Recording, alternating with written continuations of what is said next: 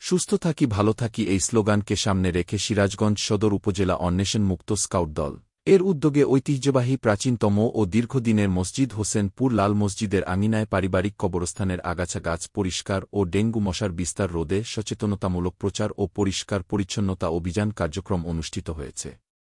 শুক্রবার ১৫ই নভেম্বর ২০২৪ সকাল ১০টার দিকে পৌর শহরের হোসেনপুর লাল মসজিদ প্রাঙ্গণে অন্বেষণ মুক্ত স্কাউট দলের আয়োজনে মসজিদের আশপাশ ও কবরস্থানের মধ্যে আগাছা গাছ পরিষ্কার পরিচ্ছন্নতা অভিযানে এ সময় উপস্থিত ছিলেন বিশিষ্ট সমাজসেবক ও ক্রিয়া সংগঠন শেখ ইশতিয়াক আহমেদ তমাল, অন্বেষণ মুক্ত স্কাউট দলের প্রতিষ্ঠাতা সম্পাদক মোহাম্মদ হোসেন আলী ছোট্ট।